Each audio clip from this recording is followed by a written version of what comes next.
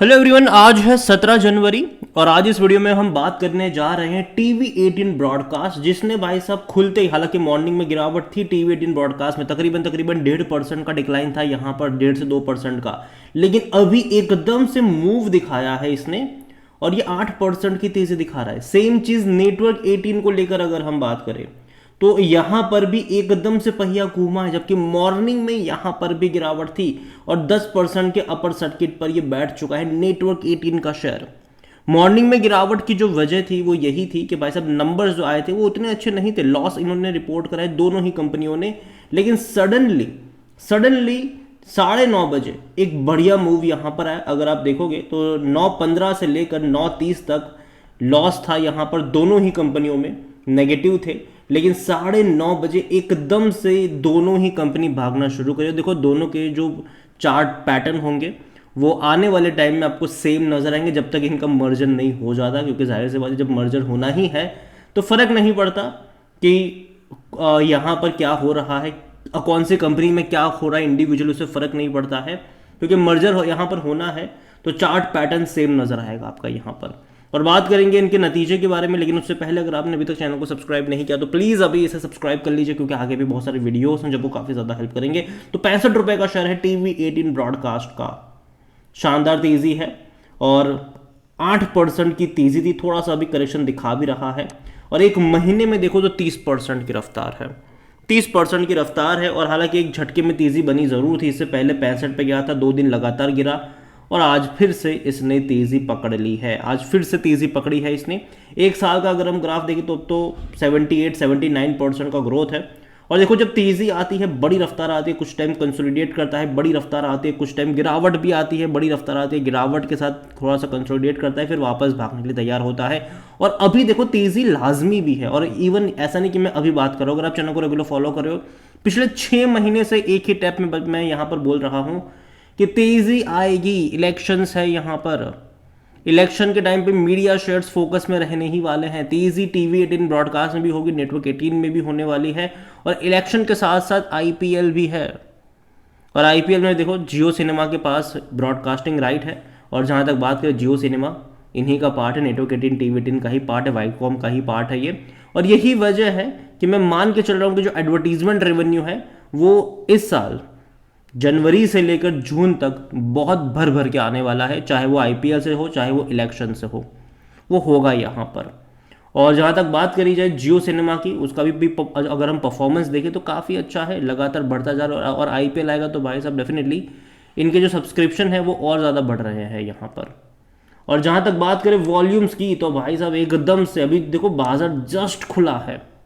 और ऑलमोस्ट 4.5 करोड़ तक के शेयर्स यहाँ पर ट्रेड हो चुके हैं TV18 ब्रॉडकास्ट में, 4.5 करोड़ तक के शेयर। हालांकि नेटवर्क 18 में भी ट्रेडिंग हो रही है, लेकिन 80 लाख के आसपास शेयर वहाँ पर ट्रेड हुए हैं, लेकिन number of volumes TV18 broadcast में बहुत ज़्यादा नज़र आ रहे हैं। और जहाँ तक बात करी जाए इस कंपनी को लेकर तो according to Moneycontrol user 100% लोग कह रहे हैं खरीदारी करो, 100% लोग। देखो बेचने की बात यहाँ पर कोई नहीं कर रहा है, देखो मैं भी नहीं करूँगा, मैं पहले से बोल रहा हूँ कि एटलीस्ट मैं इसको इलेक्शन खत्म होने तक तो नहीं बेचूंगा, ठीक है। इलेक्शन खत्म होने तक तो यहाँ पर आपको अगर आपके पास है तो बने रहना चाहिए, उसके बाद अगर आप चाहो तो प्रॉफिट टेकिंग कर सकते हो, लेकिन अभी तक मैं इतना मान रहा हूँ कि इलेक्शंस तक तो मेरे हिसाब से मीडिया कंपनी के शेयर फोकस में रहेंगे, और IPL भी है। अगर हम बात करने जाए वैल्यूएशन की तो भाई देखो बहुत महंगे पे बैठा है ये, 270 का पी है ये, जो जस्टिफाई नहीं कर रहा है किसी भी तरीके से। और फाइनेंशियल जो इनके नंबर्स आए हैं कल वो भी उतने ज़्यादा अच्छे नहीं हैं, रेवेन्यू में उतना बड़ा ग्रोथ भी नहीं है, 1855 करोड़ के आसपास के इनके रेवेन्यू रहे हैं, जो पिछले साल इसी क्वार्टर में 1835-40 करोड़ के आसपास के ही थे। लेकिन अच्छी बात है कि पिछले साल ये प्रॉफिट में थे, 40 करोड़ का प्रॉफिट था इनका, लेकिन इस बार 12-13 करोड़ का लॉस हो चुका है। इससे पहले के सितंबर क्वार्टर में भी तकरीबन 29 करोड़ का लॉस कर गई थी ये कंपनी, इस बार 12 से 13 करोड़ का लॉस इन्होंने करा है, जो कि नेगेटिव चीज़ है यहाँ पर। लेकिन देखो फ्यूचर प्रॉस्पेक्ट अगर मैं देखूँ तो मुझे लगता है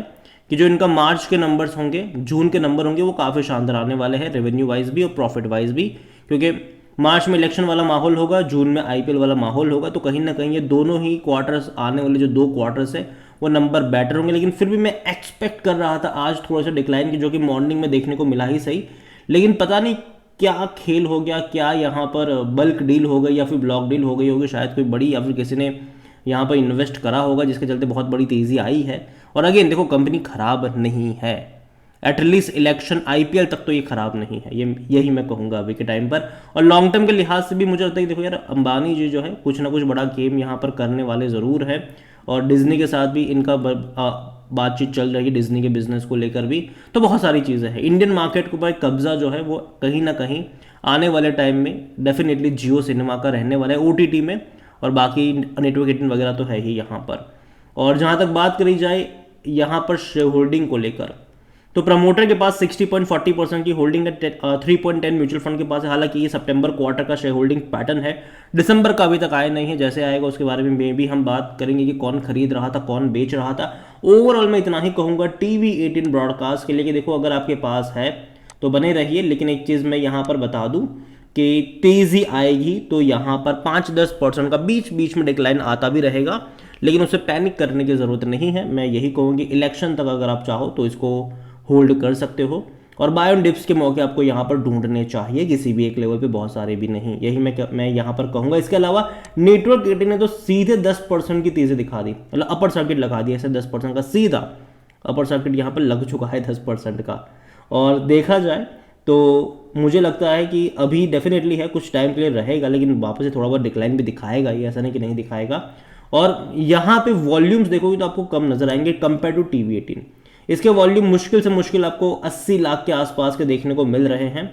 जबकि टीवी 18 ऑलरेडी 4.5 करोड़ तक के वॉल्यूम दिखा चुका है। नेटवर्क 18 देखो मैं यही कहूँगा कि आने वाले टाइम में जो इनके अलग अलग बिजनेसेस हैं, चाहे बात करी जाए इनके मीडिया बिजनेस की बात करें, डेफिनेटली वो इलेक्शन के चलते फोकस में रहने वाले हैं।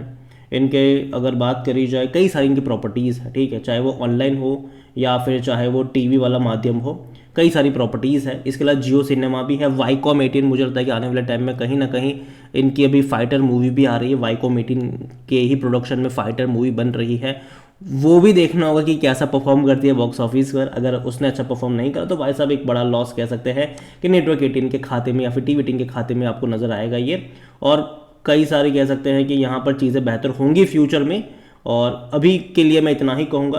कि दोनों ही कंपनियां देखो खराब तो नहीं है, नतीजे डेफिनेटली इवन नेटवर्क 18 ने भी लॉस करा है, तकरीबन 100 करोड़ का लॉस नेटवर्क 18 ने भी करा है, ठीक है, नुकसान नेटवर्क 18 काफ़ी हुआ है, लेकिन फिर भी शेयर ने 10% का अपर सर्किट लगा दिया, जो कि मेरे हिसाब से थोड़ी सी हैरानी वाली बात ज़रूर है। एटलीस्ट आज थोड़ा सा करेक्शन यहाँ पर आना चाहिए था, लेकिन फिर भी तेज़ी आ गई है, कोई बात नहीं। यहाँ पर खरीदारी के मौके अगर 60 रुपये के नीचे जाता है तो बाय ऑन डिप्स के मौके यहाँ पर बनते नजर आ सकते हैं। इसका मतलब ये नहीं है कि आपके पास हो तो बेच दो, जी नहीं, लॉन्ग टर्म के लिए आप इसको कंटिन्यू कर सकते हैं, एटलीस्ट इलेक्शन तक आप इसको कंटिन्यू कर सकते हैं टीवी 18 और नेटवर्क 18 का। और मैं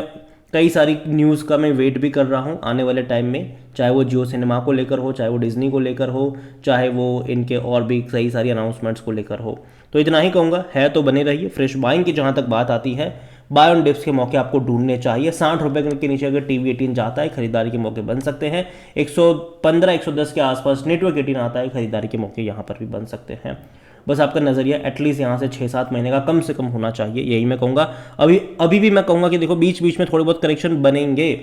बजट से पहले थोड़े बहुत करेक्शन बीच बीच में यहाँ पर भी बनेंगे, तो पैनिक करने की ज़रूरत नहीं है। और इसीलिए किसी भी एक लेवल पे बहुत सारे भी शेयर्स मत खरीद लेना, धीरे धीरे ऐड करने के मौके ढूंढने चाहिए। वीडियो को एंड करूंगा यहाँ पर, पसंद आया हो तो लाइक करो, शेयर करो, चैनल अगर पहली बार है तो प्लीज़ सब्सक्राइब करें। और नेटवर्क 18 और टीवी 18 दोनों में से कौन सी कंपनी आपको पसंद है या फिर आपने इन्वेस्ट करके रखा है वो भी आप मुझे कमेंट में लिख के बता सकते हैं। Thank you.